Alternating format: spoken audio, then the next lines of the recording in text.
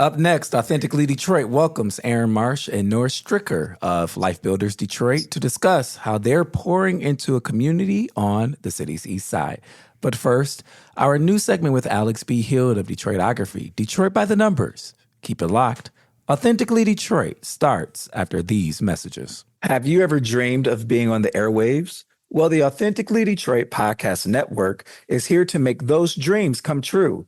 Formerly known as the Deep Network and located inside the Stoudemire, the Authentically Detroit Podcast Network offers studio space and production staff to help get your idea off of the ground. Just visit authenticallydet.com and send a request through the contact page. Hey, y'all, it's Orlando. We just want to let you know that the views and opinions expressed during this podcast episode are those of the co-hosts and guests and not their sponsoring institutions. Now, let's start the show.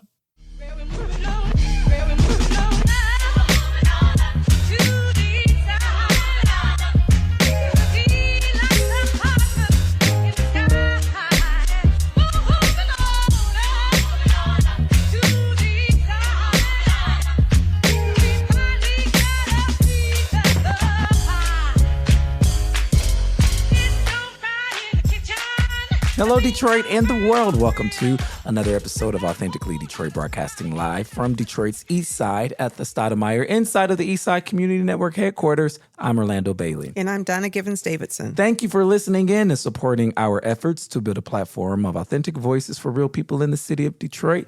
We want you to like, rate, and subscribe to our podcast on all platforms. Happy Thanksgiving, everybody. We're not quite there yet, but in the spirit of giving today's guests are Aaron Marsh and Stricker of LifeBUILDERS Detroit, whose mission is to give back and build community on the east side of Detroit. We also have Alex B. Hill of Detroitography on the line for our new monthly segment, Detroit by the Numbers, which is quickly becoming one of my favorite segments that we do. Aaron and Noah, welcome to Authentically Detroit. Thank you for having us. Happy to be have here. you. It's a pleasure to be here. Good to see you guys. How's this blessed day finding you? Don, how you doing? I missed you last week. Thank you for covering for me. Oh, yeah, and let's say we had a house full last week. Yeah. It was good though. Of course, I missed you, but Yeah, I missed you Denzel too. was here. Denzel so I McCampbell. just pulled Denzel I'm sorry, up. Councilman elect Denzel McCampbell. So I said, well, you are a series regular. Have a seat right here. And so he helped. He was an unofficial co-host of the that's great. podcast. It was really great. I got to take a listen to it. It's better having you here, reading all that stuff off. I miss you in your producer role when you're not here. Or I'm sorry, in your host role. Yeah. I love your jersey. Thank you. Go This Lions. is a Hutchinson jersey. This is what I say. I'll wear the jersey the day after if we win. If not, I'm mad and I'm not wearing any of their stuff. Yes, I'm a fair weather fan. I don't care what y'all got to say. Can I tell you a story? You can fact check this with Kevin. We were Okay. watching the football game. We're in overtime. And I said, we're going to need Aiden Hutchinson to make a move. Come on. And Aiden Hutchinson made a move and ended the game right then. I said, now listen, I should Our have done this homeboy. sooner. You know Right. he's from Plymouth He's from Plymouth and Michigan. and Michigan. So, I'm a Went Wolverine. to Divine Child. Yes. Yep. So I am. You went to Divine Child? Wow, that's crazy. Yeah. That's so cool. It was great though. I was like, wow. Yeah. I just had it in my mind. We were talking about faith, and I was like, people were like, oh my goodness, I can't believe it. And I just had that faith. We were going to find a way to win the game, and the Giants were going to find a way to lose it. Yeah. And didn't they? it means so much for him because this is his home. Like, this is legit, like his home team. So it Absolutely. means something different for Aiden. Yeah. But hats off to Jameis Winston though, Yeah. because he was balling Yeah. out. And I was Jameer. like, Jameer was running. oh, Jameer, Good gracious. And don't be out of breath. Just be running and look regular. I'm like, dude. Do you all play fantasy football? No, do. I don't. Does anybody have Jameer on their team? I don't, but I know someone who does, and he was very happy after he Very happy. 55 points. I was like, wow. And we still lost because of all the other players. But still, he showed up, didn't he? He He did. did. That was the main offense yesterday. Yeah. He's a baller. Aaron, how you doing? How's the day finding you? It's finding me well. Good. Good day. I'm not angry Yeah. after witnessing the loss. So today's a good day. It's a good day. That's what Ice Cube said. What about you? Yeah, doing well. It's an exciting Monday. Lots of great things going on, and love the holidays. So. Exciting Monday. I don't think I've ever heard those two words together. Exciting Monday. Have you ever heard that? Like, oh, this is an exciting Monday. A Memorial Day. Oh, yeah. Any Labor day. Day. Labor Day. A day to celebrate. There are some days throughout the year about Monday. A day to sleep in. Yeah. But honestly, I've been feeling that probably the past couple weeks. I've been waking up and really excited about all that's going on. Good. And so there's just a lot to be enthusiastic. That's the word I was using. Enthusiastic. I'm like feeling really people good. like him. Listen, when I'm feeling a certain way, I can look to Noah to give me the inspiration I need to get, I love to get it that. together. And vice versa, Yes. Aaron. It's right back at you.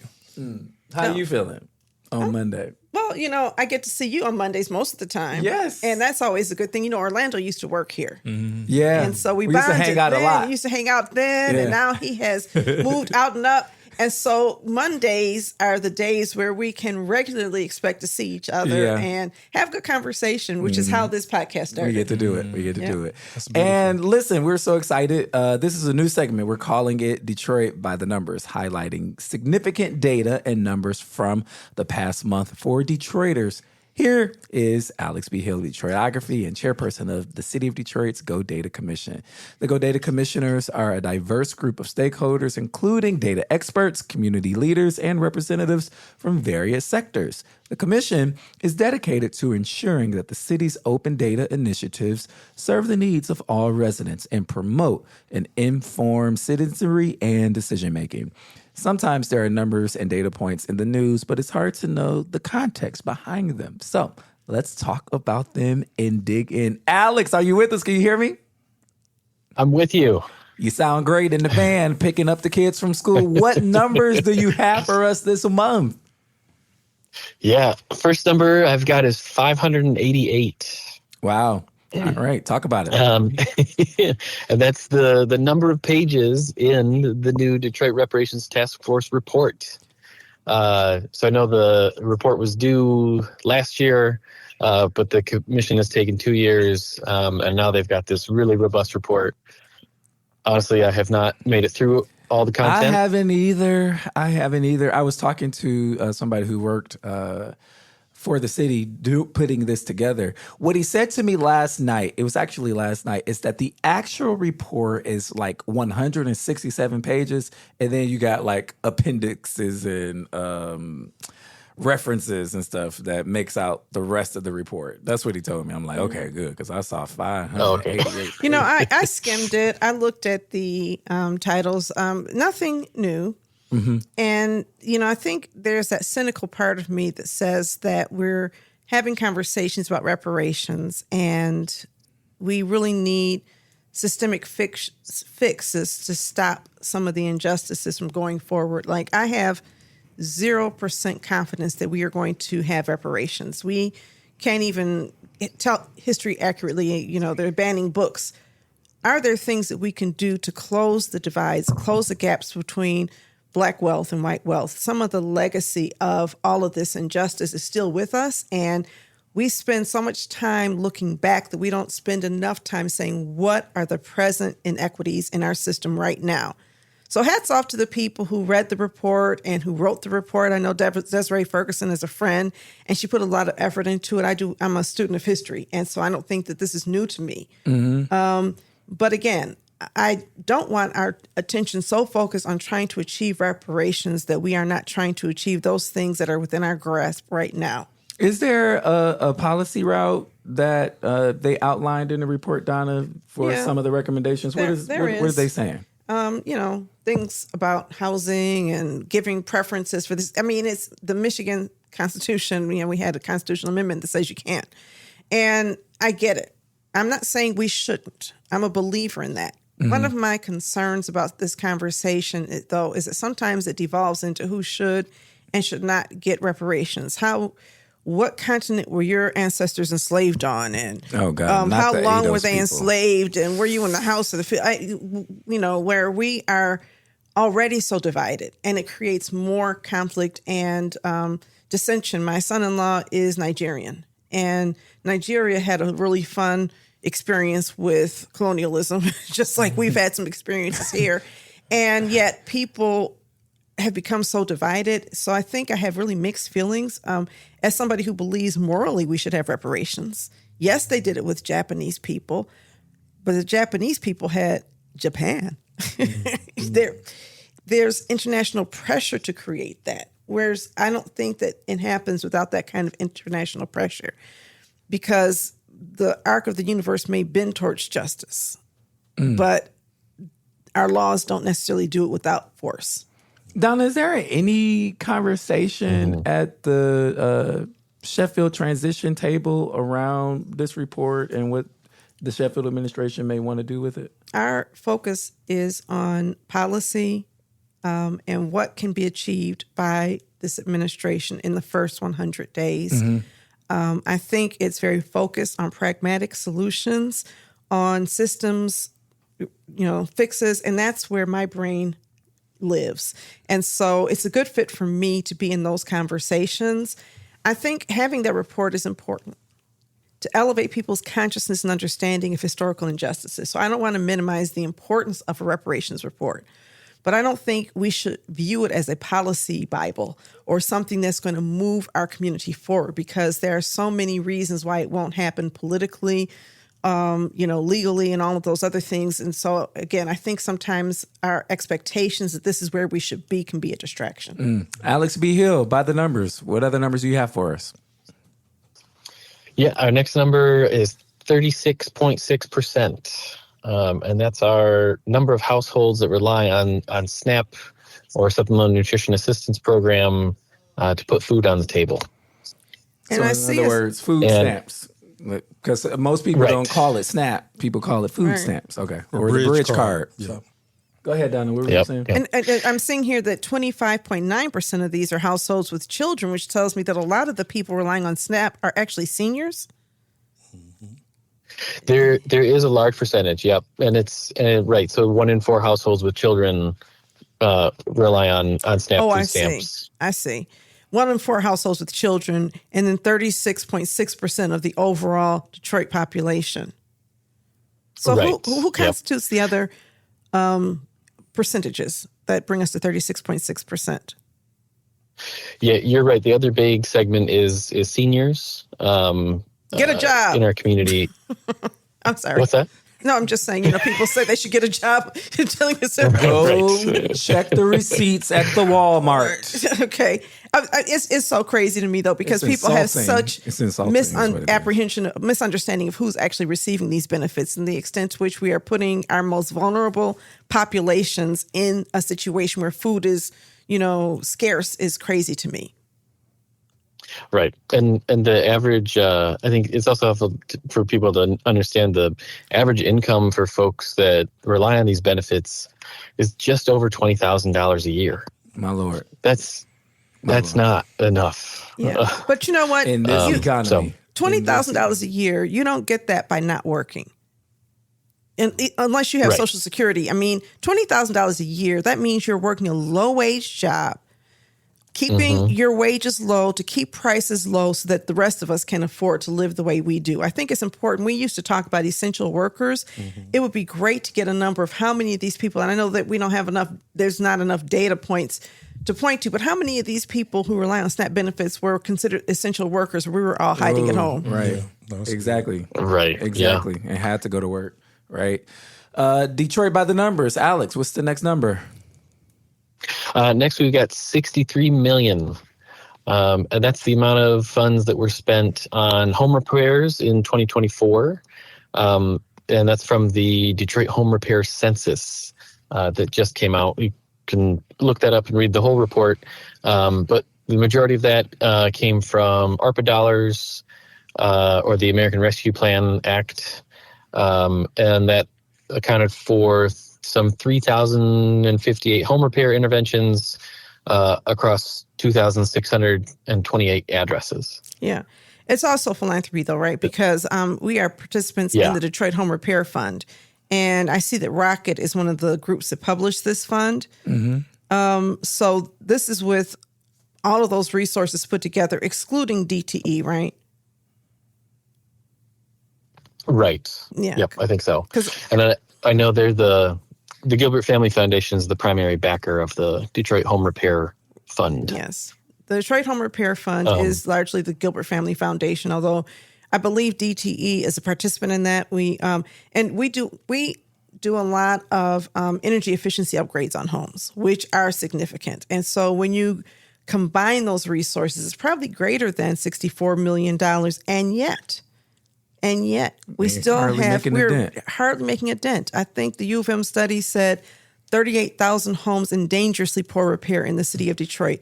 And so as excited as we can be about those numbers, it's humbling. 63 million. It's humbling to realize that we are just touching the surface of that.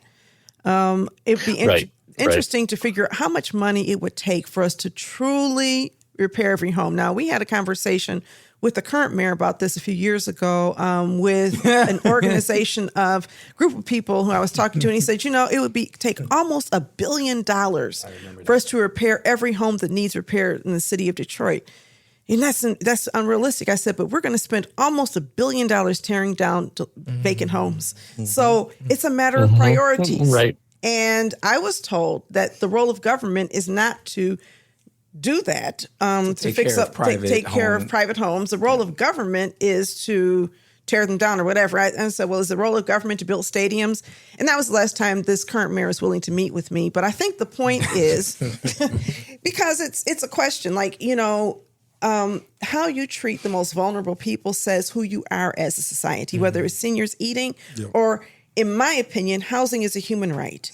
And not just having a place to live, having a place to live where the roof doesn't leak, where the furnace works and the hot water tank works. If having a place to live where your home isn't making you sick. Yes. And I think that's the imperative that sort of gets lost in the narrative when we talk about home repair. Folks are dying in these homes because their homes are making them ill. And we're sitting around saying, well, it's not the role of government. The last time I checked, the charter says that the city is subject to the citizen, right? And so I'm just trying to have or frame it differently. Folks are living in homes that have carbon monoxide leaks. Folks are living in homes that have holes in ceilings. They're freezing, and lead exposure. Orlando taught a class here talking about the power of narrative. Yeah, and this is that power. You're helping to narrate the issue, and I want to thank you about that and that's of course what you do. And I'm sorry, that's what you do with Outlier Media. I'm sorry. I'm trying to put my phone on Do Not Disturb because, Orlando's going to start looking at me funny. I didn't say anything today. You just looked at me. Anyway. I'm just glad it wasn't me. I understand. Everybody else is looking shocked and scared. Like, did I do that? No, I think the power of narrative is super important here. And the fact that people are getting sick in their homes, I want to thank you for pointing that out. And one of the beautiful things about the Home Repair Project is that we do a healthy home assessment. We understand, and the first thing we want to do is just make sure that people's homes are healthy enough for them to live in. Detroit by the numbers, Alex B. Hill. I think you got one more for us. Last one, yep. And this is 11,021. This is a random number, but we've been doing a lot right now. We just hosted a data forum around wildlife in the city and talked to some researchers who are tracking predators and other types of wild animals across the city. And these are all research grade observations within the city on it's a social network called iNaturalist, where you can track the biodiversity of your city. So I think. Yeah. What species? Yeah. What are we looking at with this 11,021? Snakes? Yeah. So this could be, and honestly, I'm going to say, you know what? I think that number is pretty low for Detroit because we have a very biodiverse city. We have some really great and interesting environments, whether we're talking about the riverfront or our historic creeks and streams. Even the old rail lines have some really great it could be bird observations. It could be tracking specific types of plants and fungi. And it could also be the pheasants on the east side. And could be the pheasants on the east side. Could be the coyotes. On Belle Isle. Yeah. Possums. all of the above. Let me tell you something. I didn't go in my backyard for months when I spotted a raccoon who was ready to get down. I mean, he was not backing down. He was like, what? And I'm like, you're not going to move? And I'm like, go. I'm making all kind of noise. Raccoons are thugs. They are absolute I thugs. am terrified of the... That's why they got the mask on like a villain. I was like, okay, I guess I'm going the long way. We had raccoons that were on our house. This is when I was a little girl, right? And I shared a bedroom with my sister. And I looked out and I saw a raccoon. And I went and got my sister. And when she came back, there were 2 raccoons looking at us. And we got my mother. We came back and there's 3 raccoons. So every time we got somebody, they got somebody. Okay? One for one. Like, we going And to war? so- What we doing? Listen, What we doing? They would sit on top of our garage and throw acorns at us. Like, get away from my house. I was like, you all are misunderstanding this. This is our house. Goodness. Yeah, they're funny. They were being petty at that point. They're like, this is our house. It's trying to get you out. So I They did, grow, sound like they from the west side. I did grow up in the South. That was the West Side. I know. I did grow up in the South, so I do know some people who actually hunted them. Yep, and eat coon. And eat coon. Yep. They make, I've never had it. I hear they make a good stew. Okay. Yeah. Is there Coon stew. anything We're going to have some nastier? coon stew, everybody. Come over for Thanksgiving. People eat possums too. That is Okay. it looks like a giant rat. I've never seen an uglier animal in my life. We are descending into a Yes. piece of conversation that is grossing me out. Oh my God. And you want to know what's funny? You're absolutely correct, because there are literal rats that I've seen the size of possums on the subway in New York. And I'm like, oh my God. At first, I'm like, what is that? The native New Yorkers, oh yeah, that's a rat. I'm like, That's just common for them. it's to be that large. Oh my goodness. Alex B. Hill, thank you so much for joining us on Authentically Detroit. Alex, you know what we're going to need next? We're going to need some disaggregated election data maybe for the next time That'll we be get together. fun. It'll be so much fun to understand who did what. I've seen the big stuff, right? Yep. But some of the nuances that people don't capture, how many young people voted, what did their votes look like? I'm really interested in youth participation in democracy. Help us, Alex. Yes. Yeah, we'll dig in. All right. All right. Thank you so much. We'll be right back.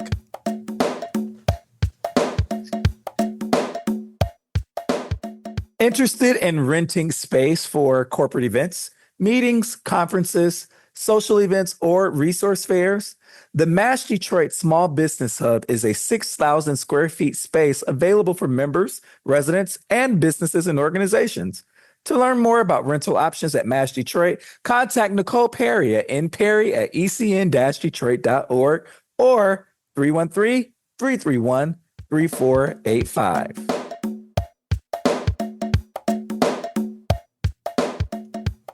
Welcome back to Authentically Detroit. Established in 2005 with the mission to bring life and hope to the east side of Detroit, LifeBUILDERS seeks to restore a community that had suffered the devastating effects of disinvestment for nearly 20 years. At LifeBUILDERS, they fight against the effects of decades of blight and disinvestment by producing real, tangible change in the physical attributes of their community. They seek to help form new connections in the neighborhood by providing a place for neighbors to come together and have times of fellowship and help form a neighborhood that's based on mutual support. LifeBUILDERS recognizes that young people are the future of the community. Therefore, they seek to build them up spiritually, mentally, emotionally, and physically through various programs that provide them with unique and exciting opportunities. After 18 years of effort, millions of dollars, and tens of thousands of hours of volunteer help, the Regent Park community is now in the spotlight of future development and investment plans by the city of Detroit. People have hope and want to live in this community. Everybody, welcome to Authentically Detroit, Aaron Marsh and Nora Stricker of LifeBUILDERS. All right, you guys have been at it since 2005. What is it that we don't know about the work that's happening that people need to know? It's a great question. The main thing that we focus on is empowering our youth through our various after-school programs. We serve kids from elementary all the way up to high school. During the summertime, we run a summer day camp, giving kids in the community, elementary school kids in the community, opportunity to engage, to have something to do from an activity standpoint, at very nominal cost to the family. And we also employed, this past summer, we had 30 teenagers that we employed through our summer youth employment program. They had an opportunity to be camp counselors. They also had an opportunity to give back to their community by service days. We had a week of service projects for them to do where they got to work and do work on senior houses and just really give back and really kind of see what it means to serve within our community. No, what's the story arc of Regent Park, and why was Life Builders needed in 2005 to intervene and, eventually help to attract the attention of the city, whereby the city wants to invest? Yeah, traditionally, Regent Park was home to many of the city's public service workers, a lot of police officers, firefighters, school teachers. And then when the laws changed, a lot of those people moved out to the suburbs and they just were seeking to get out of the city. It led to a huge housing crisis in our neighborhood where a lot of these houses were just left abandoned. Over time, due to levels of neglect, the community fell into some state of disrepair and blight. And so Larry and Marilyn Johnson, the co-founders of Life Builders, were living about 10 minutes away in Grosse Pointe. And they had already retired and realized this is so wrong. The state that so many families are living in just 10 minutes down the street from us. They saw it as an unjust reality that was void of so many opportunities that they've seen provided to other people. And they said, well, if no one else is going to do it, we want to take it into our own hands. I'd like to propose another nuance to that description of what happened, though, because I worked at Warren County Development Coalition, which is now Eastside Community Network, in the 1990s. And people wanted to live in Regent Park. That was the most attractive area. I used to run the nonprofit for Second Ebenezer, Vanguard Community Development Corporation. And Regent Park was a real destination place. But a lot of people got there with predatory loans. When the police officers moved out, people could move in from other parts. So they emptied out Southeast Detroit and moved there, right? But if you don't have a mortgage that makes financial sense and it balloons in 2 years, that was as destabilizing as the other moves. There were people ready to replace them because there are beautiful homes in that community. There are. Yeah. And so I think it was also a man-made crisis. Some people refer to the foreclosure crisis in Detroit as Katrina without water. So we had the mortgage foreclosures and then tax foreclosures. And it really was concentrated in an area that everybody wanted to be in at one point. Yeah. That's funny that you use the Katrina without water phrase because we've called it the perfect storm. Yes. So many things hit. I mean, Detroit as a whole, right? But that community in specific ways that it felt like these dominoes continued to fall, leading to the community ending up where it was in the early 2000s. Yeah. I mean, I had a staff person who was, at the time, who was really into selling countrywide mortgages and getting people in countrywide. And you know what countrywide did? They went bankrupt. They went bankrupt. It was a completely predatory planning process. And so, it took advantage. Everybody can be a homeowner. Everybody should be a homeowner. And you guys are way too young to understand what a no-doc mortgage is. But mortgages where you don't even have to provide a driver's license or a check stub because, and people who don't have any kind of education or preparation or licensure selling these predatory mortgages because they could. It was like the Wild West. And you had a beautiful community torn apart because of that. Now, 48205 is no longer, it's got a kind of bad reputation now. Yeah, it has traditionally. I mean, at one point, Detroit's most deadly zip code. 482 die? Yeah, 4820 die. You know what we started to call it? Because obviously we're not fans of that nickname. That's terrible. 4820 Thrive. Yes. That's our new moniker for the zip code. I appreciate that. 4820 die I needs never to go heard away. 482 die. I know it's the 9th precinct, and the ninth got a reputation. I mean, I know The people who used to live police there precinct, yeah. who refer to it as 482 die. I used to live in 482 die, so if the East Side gets a bad reputation, 48205 is like, So 482 or Thrive. The red zone. Yeah, So the red you zone. understand that you have to use narrative to begin to change a perception. Yep. When did you guys understand that, right? Man, well, Larry and Marilyn started out just with a heart to help where they could, right? They did not understand fully what Life Builders would become. But when they started doing work in the community, it was largely just relational. And so they started to get to know the people living in the community, hearing what their needs were and seeing, hey, we don't we don't have all the answers, but we want to try to help where we can, right? And so they started to generate some momentum with a lot of private funders to see how can we provide more opportunities. And so a lot of the narrative started out originally around housing and the housing landscape of our community. They right next door to the original building that they purchased on Kelly Road, there were 2 apartment buildings, 8 units each, in absolutely horrible shape. And they were home to a lot of criminal activity. That's just, we can keep it there. It was an abysmal state for people to live in or live next to. And so Larry and Marilyn set their sights on that. And they're like, we want to provide beautiful housing opportunity for people in our community. And so they emphatically pursued purchasing those apartment units, and using funding that they'd secured privately, they went out, got them, and have since turned them into beautiful units for people in our community. The interesting thing is that the median income in Regent Park and 48205 remains higher than the median income over here, despite our better reputation. In 48205, it's about $41,000 a year.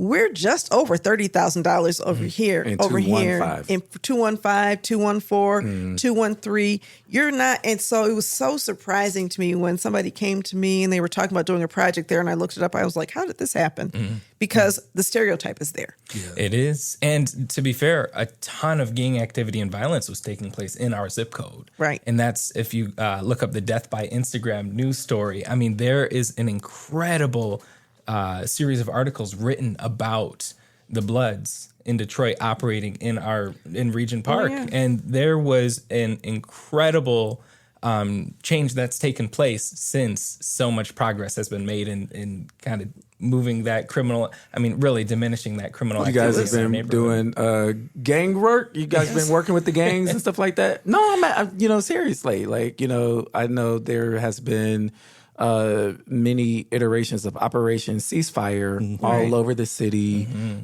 where community organizations in partnership with the Detroit police are bringing in gang members to have conversations and to mediate. How was that? How have you guys been able to change that tide over there? Really just being an advocate for members of the community. There was a period of time where parents and family were afraid to sit on their front porch. Yeah. And, listening to people in the community, understanding what their concerns were, and just, being their voice, talking to city officials, talking to DPD. We're intentional about the idea that we can't do this alone, that we need partners and we need to develop relationships with key people that can make the decisions necessary to evoke change within the community. And so just developing that relationship with the city of Detroit Police Department, the 9th Precinct in particular, and saying, hey, we need you to pay attention to this. One of the other things that I've heard is that the proximity to 8 Mile makes it an ideal place for people who are coming in from other places to come in, buy drugs, and go back home. Yep.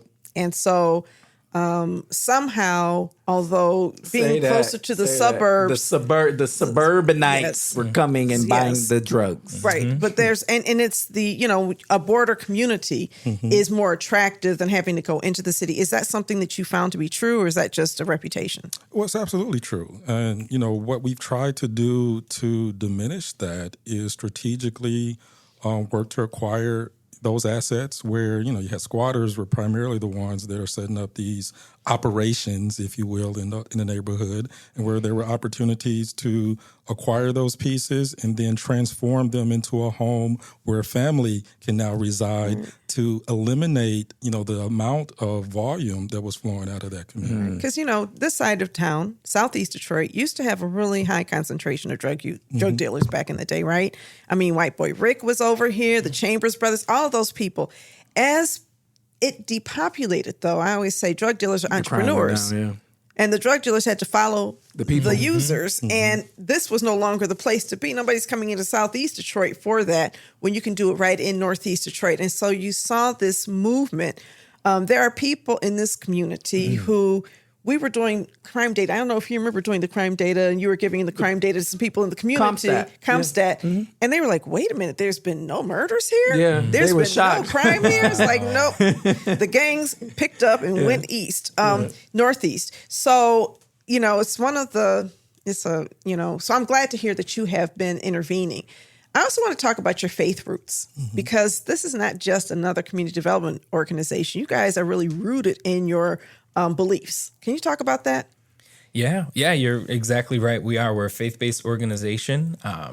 We accept people into our programs of all backgrounds, right? We're not forcing it on people, but what we say is we're Christian. We believe in the Bible, and what we want to try to do is, like you shared, Orlando, build people up spiritually. And we believe that sometimes is often overlooked in a person's holistic development. Absolutely. And so we care about every aspect of the human, right? We're talking about the housing things that we've done, which are huge for us. We care about the emotional, the mental health, the education, and we care about the spiritual side of people's development in a huge way. And so, our faith roots go deep. Larry and Marilyn felt called to do what they started in Northeast Detroit. And really, what we share with people who are looking to get involved or hear about our work, it's not worth it if you don't feel called. We can tell you there's a lot of hardships that come with this work. Yeah. And if you don't feel like this is what God has for you to do, oftentimes people don't last. Yeah. I mean, that's mission work, period, right? I think the same could be said when you're doing, like, Eastside Community Network is not a faith-based organization, but it is a community development organization, and missional work is heart work, and you got to be in it. Yeah. It's hard. Totally. If you don't have belief, whatever your belief system is, if you don't have belief, this is not the place for you.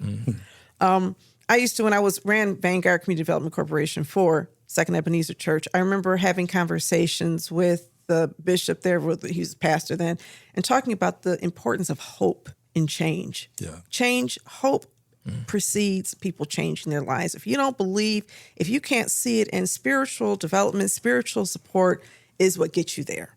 Yeah. So what does it mean to build people up spiritually without imposing your faith beliefs on them? How do you do that?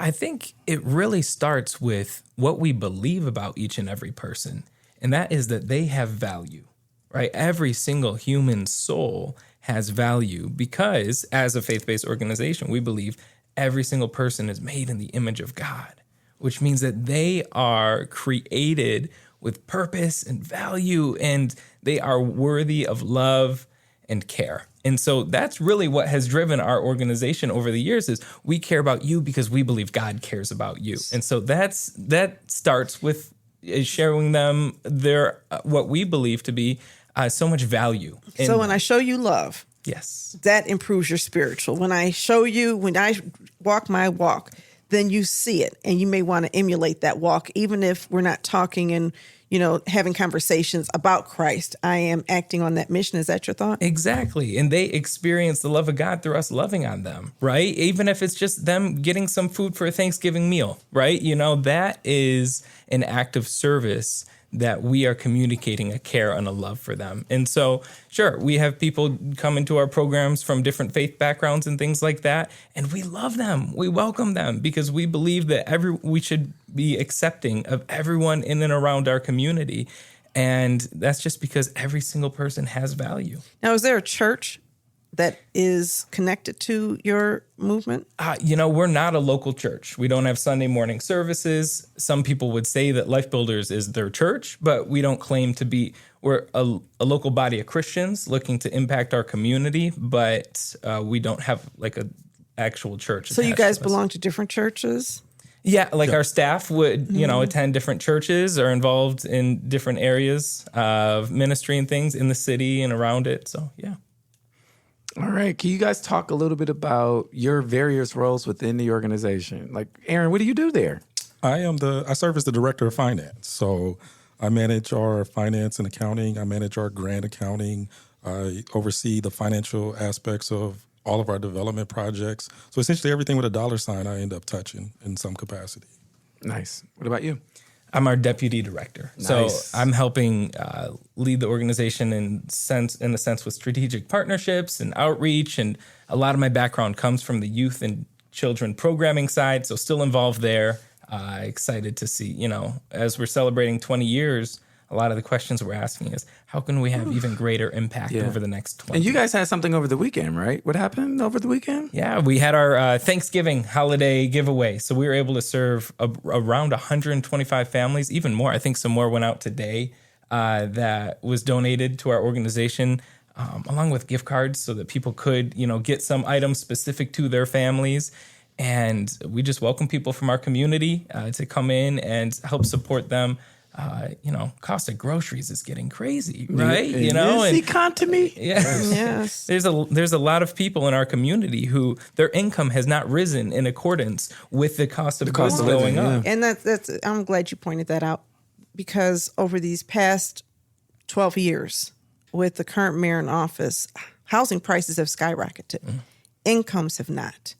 And if your income is not going up, it's going down in real time, right? So the reality is that we're losing buying power. I'm talking about residents, even as the cost of housing is growing. So we're not always recognizing the crisis we're in. I remember having a conversation about water shutoffs, and the question was, would a family with $50,000 a year in income that doesn't need assistance, would they qualify for assistance? Well, $50,000 in 2025 is not what it used to be, okay? Mm-hmm. And we have not yet wrapped our minds around that. Even in nonprofit work, I found that we are still using salaries that made sense 10 years ago. Mm-hmm. And how do we upgrade that is really, really difficult. Mm-hmm. Some of our foundations are still giving us the money they gave us 10 years ago. Mm-hmm. And it's like, we need a raise. I need a cost of living increase just to keep on doing the same work. The COLA. How do you all address that in your work? Do you mean with our staff specifically or with our community? Both. I see. Well, we recognize what you're saying about our staff. We did roll out a COLA. I like that. Hadn't heard that term before. We rolled out a COLA, earlier this year, Aaron? Mm-hmm. Yep, we did. I'm glad to have our numbers guy here, let me tell you. So, just because we recognize for so many of our staff members, it is a sacrifice working in the nonprofit world, right? Because traditionally, salaries have not matched what they look like in the for-profit world. Even someone with the same qualifications making the same level of impact in a different way. And so we try, as we can. Obviously, we're funded by donations and the money that comes in, but we really try where we can to meet the needs of our team members. So even outside of, because we also operate a rental operation as well. And so we pride ourselves on, number one, offering quality, affordable housing. Yeah. Y'all landlords. Just below, market rate in a lot of cases. What rates are those? One of our tenants, 3-bedroom, they're looking at about $800 a month in rent. My Lord. Mm-hmm. Yeah. And we also offer landscaping, alarm. So we offer quality. We have on-site maintenance for maintenance repairs and requests. So we're contributing our part to make sure that it's not too hard for the members of the community. How many properties? Right now we're managing 50 units, including our apartments buildings as well. Also on the housing side, with I think the last 3 years, we've sold in the neighborhood 15 different properties, and a lot of those properties were sold to qualified low-income buyers.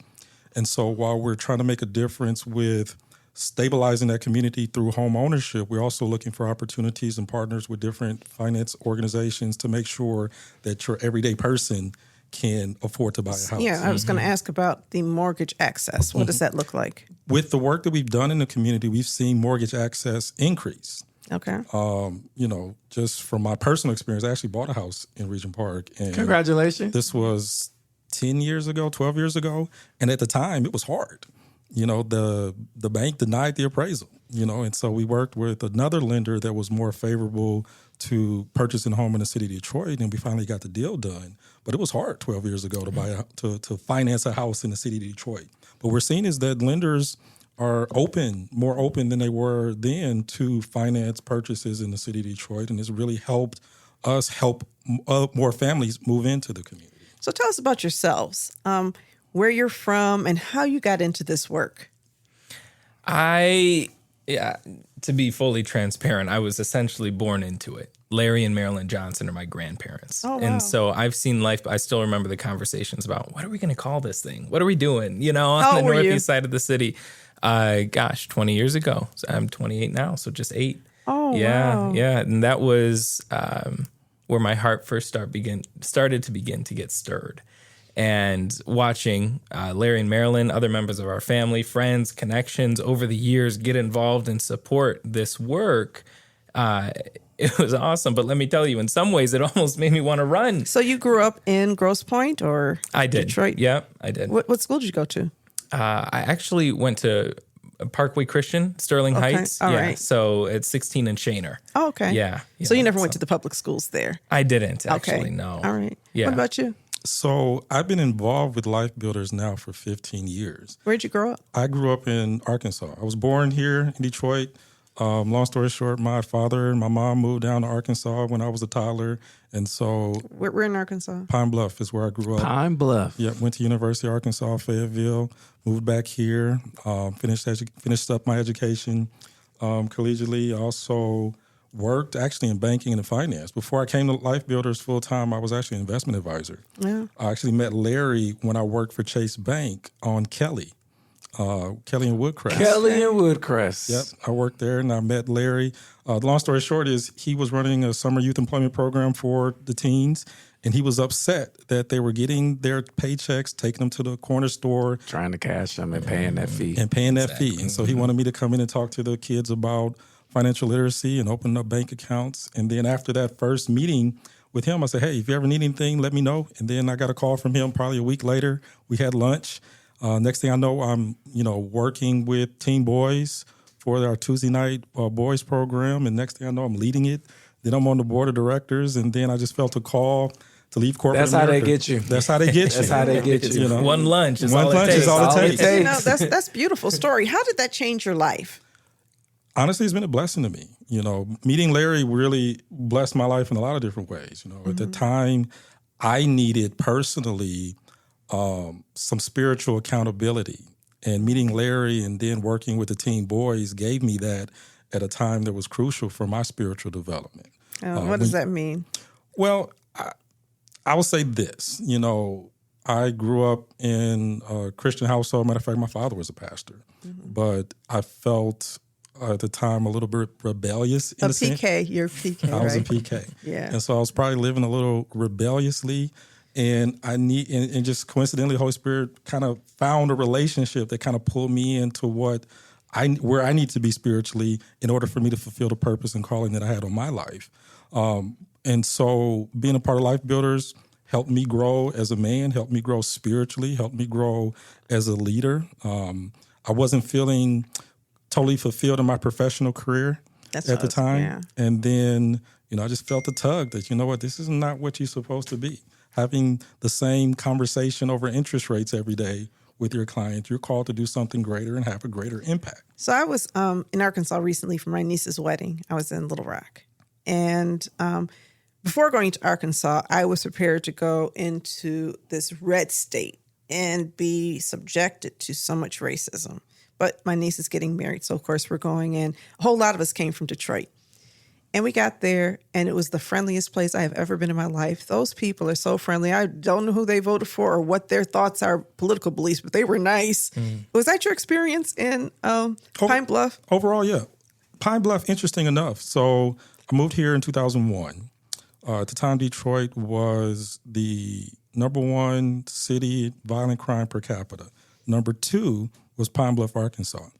And so what's interesting for me is that, and what I think helps me as relates to our kids, is that I grew up in a city just like them. I grew up in an environment just like them. When we were in Little Rock, everybody kept talking about the crime in Little Rock. And they said, there's a lot of crime here. And indeed there is. But the funny thing about the way that the national media reports crime is you know about the crime in Detroit. You don't know about the crime in Pine Bluff or even Little Rock.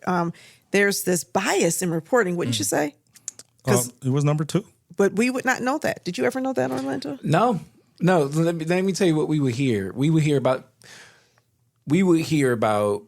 Detroit, we hear about Chicago, we hear about Baltimore, we hear about Philly. And right? Memphis. And Memphis, these, Let me push back slightly. overwhelmingly like black cities. Pine Bluff, no, So- I hear you. So I was born in the 80s, and probably 88, 89, there was a documentary on HBO, Gang Banging in Little Rock. Gang banging in Little Rock. Nobody in Detroit watched that. I promise you. That's fair. So I'm gonna have to look it up. Please look it up, because the environment there, Pine Bluff, Little Rock, so Little Rock's the capital. Pine Bluff is probably half hour south, east of Little Rock. Banging in Little Rock. Yeah, banging in Little Rock. I mean, the environment was essentially the same. Yeah, absolutely. You would not know. I did not know the Pine Bluff. That's what we're Looking it saying. up We is- didn't know. Absolutely. Is majority black city like Detroit. Yeah. And so, yes, I can understand what you're saying. But I think people in the North, people in places like Detroit are not conscious of life. I don't have any relatives in the South. My people have been up here since the 1920s. And all my cousins live here or somewhere else, north. So it was a real revelation to me. Yeah. No, I Two get things. that. The friendliness of even people who I would anticipate being racist possibly. Like everybody was nice. The police were nice. The TSA workers were nice. Our Uber driver barely wanted to let us out of our car. He was just being so friendly. It was niceness. No, that's real. And I think that's one of the things that I think we should recognize a little bit more. But at the end of the day, we're all the same. We all have the same goals and the same desires. We want a safe place for our kids to play. We want to be able to make a good living. We want to be able to eat good. That's the goal of everyone. And the more we focus on the things that we have in common, the more that we can find solutions to some of the problems that we face as a culture and a society. Go ahead, Donna. I was at a conference not too long ago, and there was a speaker there, and she said it's really hard to hate people close up. Mm-hmm. That's real. We are not as polarizing as the algorithm would have us to believe, especially when you have the opportunity to sit across from someone human to human. And then to that point, though, what is the algorithm designed to do? Yeah. Enrage. Enrage. Why? To make money. And justify injustice. Because if I can keep this group against this group against this group against this group, then I can take all the spoils for myself while they're all infighting. And this idea that we love each other and we're coming together as human family is threatening to people who benefit from our division. Yes. Always has been, right?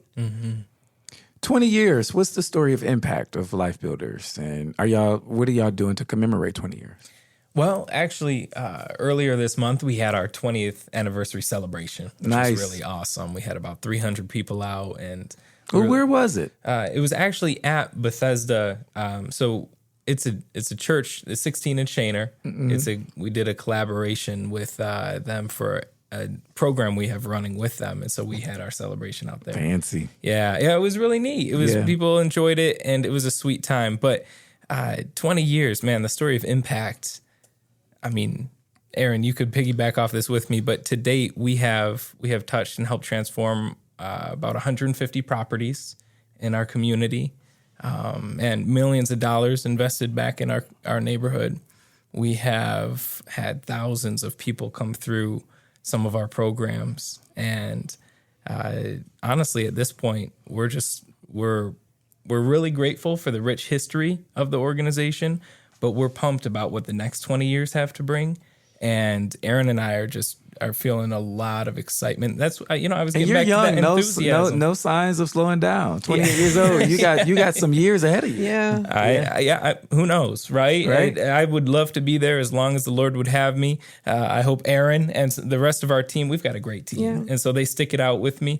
But there is so much to be, I said earlier, enthusiastic. So is there news, anything going on with the leadership of Life Builders? As you guys ascend, you guys are young leaders. How do you keep the organization young? That's a great question. Well, Larry and Marilyn obviously traditionally have led the ministry past 20 years, and I don't want to speak for them, but we nosy. I'll do my best. I'll do my best to represent them well. Larry and Marilyn, as of late, they've been kind of thinking and praying along these lines. Have been having those discussions of, okay, it's time for us to transition out. they really want to empower the next generation of leaders, right? And they want to see in a fresh way Life Builders explode in terms of impact and loving on our community and continuing to provide what's needed. And that changes over 20 years, right? You hear things change. It's the responsible thing to do.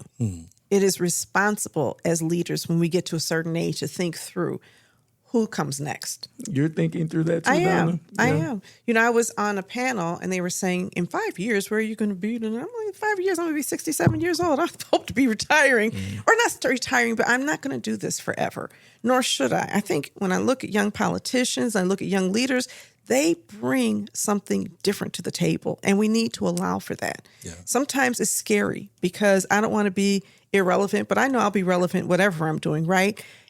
Doing different things. But I share this a lot. I was born into a different Detroit than today's Detroit. Everything was different then. And I don't know what it's like to live in a city where people are struggling in the way they're struggling right now. I don't know what it's like to live in a city that's been depopulated in so many places, with schools closed in so many neighborhoods, with automobile factories gone. I don't know what it's like to grow up in that. I know what it's like to live in that now. And a lot of us, we have these, nostalgia has a tendency to blind us to what is, because we always think about what was. Some of you only know what is. And I think people who are really grounded in what is are people who should be designing what happens in the future. And also, whatever we're doing, some of us have really messed things up. And we need to step out the way so other people can fix it. We cannot be part of an environmental disaster all over the world and then say, we're here to fix it. Because you can't fix what you broke. Other people can come in and fix it. And I'm not saying we're all personally responsible, but our way of thinking has been wrong. I love young people because I have to change the way I think. And I raise children who are extremely opinionated and unafraid to tell me what they think at any given time. And it makes me grow. But I still don't think like a young person. Yeah. Oh, that's good. I think you see historically, most major movements were led by younger people. Yeah, almost every. Yeah. What movement None, has been led by an old person? That's true. I mean, Bernie Sanders, okay? Bernie Sanders, like a person who did stuff, but look, he didn't become president. It's young people who picked up that baton and are taking it. Mondami, Abdul El Sayed, Donovan McKinney, our younger people, Gabby, Denzel, our younger people in our community who are thinking through his ideals and figuring out practical ways to put them into motion. All right. If you have topics that you want discussed on Authentically Detroit, you can hit us up on our socials at Authentically Detroit on Facebook, Instagram, and Twitter, or you can email us at authenticallydetroit@gmail.com. Donna, it's time for shout outs. So, you have any? I do. All right. What you got? I want to shout out Mayor Mondami for his sit down with funny. President Trump this past week. I laughed so I've never hard seen when I anything saw like that. how they were connected. It was like, you know how to have a conversation and stand your ground and walk out with respect and not budging, but also, it was just different.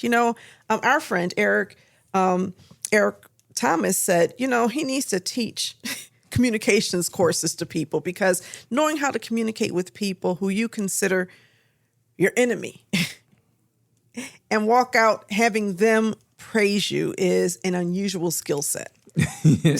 I mean, yeah, the man does have a way with words. Aaron, Noah, do you all have any shout outs? I want to shout you guys out. I think you guys are doing phenomenal work here, spreading the messages that people should hear. So shout out to you guys. Thank you.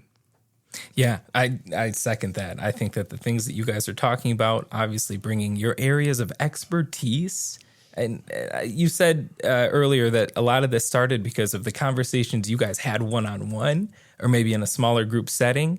Now you're bringing in Detroit and beyond on those conversations. I think that's powerful. And you talked about narratives a lot, Orlando, and I think it's so important for people to have narratives informed. And you guys are doing a lot of that work here. So shout out to you guys. And shout out to Life Builders on 20 years of impact. Congratulations to you guys on doing great work. I want to shout out the Urban Consulate because we just did our interview with New York Times opinion columnist Tressie McMillan Cottom, and #1 New York Times bestselling author Jason Reynolds last Wednesday to a sold-out crowd at the Garden Theater. It was a soul-enriching conversation. Donna, I know you were teaching your class and you couldn't be there, but you missed a treat. So thank you to everyone who showed up, and thank you to all of the organizations who brought young people. Jason Reynolds is a youth and young adult author. He was the former national ambassador for young people's literature with the Library of Congress, and so his work is in schools. His work is also banned in many areas as well, and so shout out to all of the organizations and schools who decided to bring a ton of young people on Wednesday night. And shout out to Claire Nelson, the founder of Urban Consulate. And shout out to you for organizing to get all those young people there, Orlando. Yeah, we got them there. All right, y'all. Thank y'all for listening to Authentically Detroit. We want you to have a really happy holiday. We'll see you on the other side. And until then, remember to love on your neighbor.